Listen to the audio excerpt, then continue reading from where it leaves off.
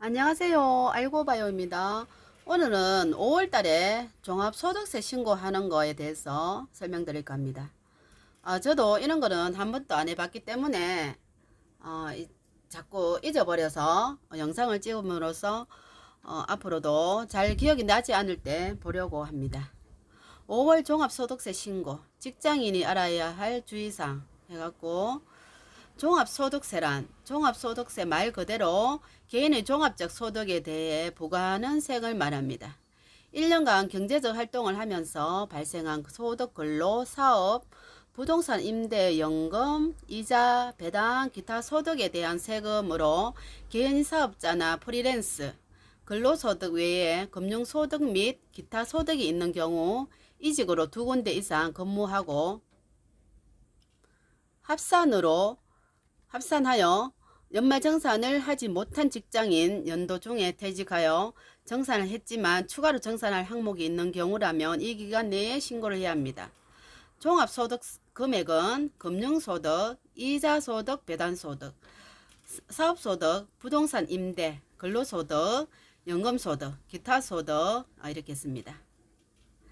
5월 종합소득세 신고 기간 신고 방법 5월 1일부터 5월 30일까지 단 성실신고 대상자는 6월 30일까지 국세청 홈택스, 모바일 손택스, ARS 통해 간편 신고하거나 세무대리인, 주소지 관할 세무서, 지자체 신고도움, 창구를 방문하여 직접 신고 납부를 할 수 있습니다. 환급금이 발생했다면 6월말에서 7월 환급됩니다. 연말정산과 마찬가지로 추가 납부세액이 발생할 수도 있지만 공제금액이 소득보다 큰 경우 납부할 세액이 발생하지 않습니다. 하지만 5월 내 신고하지 않을 경우 가산세 등 불이익이 생길 수 있으니 유의해야 합니다. 종합소득세 가소입 표준 세율을 적용하기 위한 기준이 되는 소득 금액의 구간에 따라 세율이 6%에서 45% 달라집니다.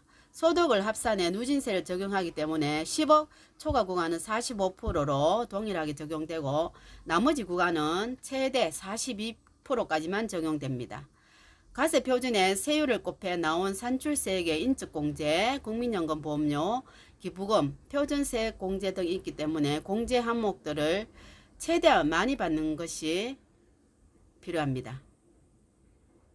직장인이 종합소득세 신고해야 하는 경우 예시 이직에 성공했지만 합산하여 연말정산하지 못한 직장인 A씨, 직장인 브이로그 유료 광고를 진행한 B씨, 회사 밖에서 강연료로 300만원 이상 벌게 된 직장인 C씨, 금융투자로 2천만원 초과하는 수익이 있는 직장인 D씨, 근로소득이 있는 경우 일반적으로 근로소득이 있는 근로자는 2월에 전년도 소득 및 지출에 대해 연말정산을 진행하기 때문에 종소세 신고 대상이 아닙니다.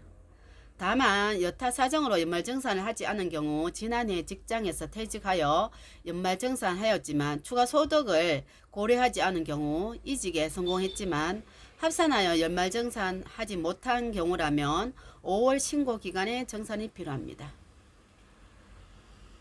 그렇고요. 사업소득이 있는 경우 사업소득은 제조업, 판매업, 부동산 임대, 서비스업 등 사업을 통한 소득을 말하며 본인의 사업체를 운영할 경우 수입의 규모와 상관없이 종소세를 반드시 신고해야 됩니다.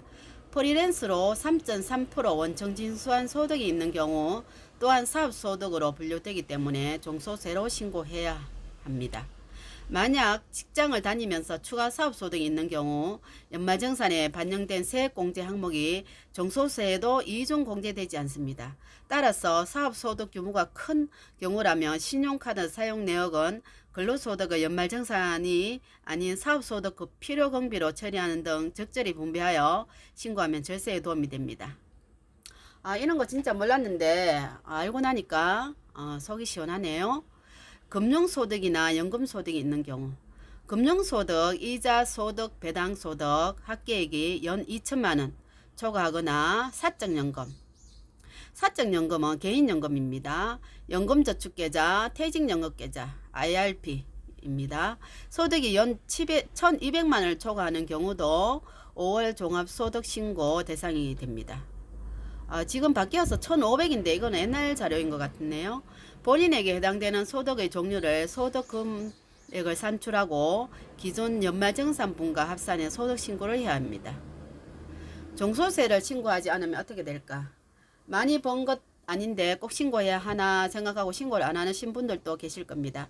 이런 경우 문제가 있거나 의도적인 탈세의 우려가 있다고 판단하여 본래 세금에 가산세가 추가되고 각종 세공제 및 감면을 받을 수 있습니다.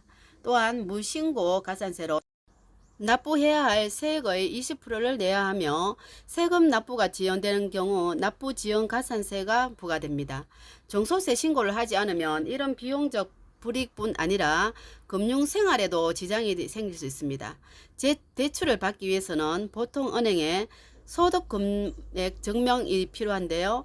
종소세 신고를 누락하면 소득 정보를 특정 지울 수 없고 소득에 대한 정보가 없으니 대출 상환 능력을 판단하기 어려워 대출에 제한을 받을 수 있습니다. 내야 할 세금이라면 관련 서류를 꼼꼼하게 챙겨 기간 내 납부하는 일 또한 재테크 방법이 될 수 있습니다. 불이익을 받지 않도록 종소세 신고 기간 잘 확인하고 신고하시기 바랍니다. 그리고 여기 보시면 사적연금은 국민연금은 포함이 아닙니다. 국민연금은 따로 소득에 포함이 된답니다. 그렇고요. 여러분들도 요거 꼼꼼히 챙기셔서 만약에 다음에는 직장인이 아니라면 일반인인데 한 4월 달쯤 4월에서 5월 사이에 이게 문자가 온다고 합니다. 신고를 하시라고 당신은 해당 사항이 있으니까 이렇게 신고하세요. 아니면 환급 받으세요.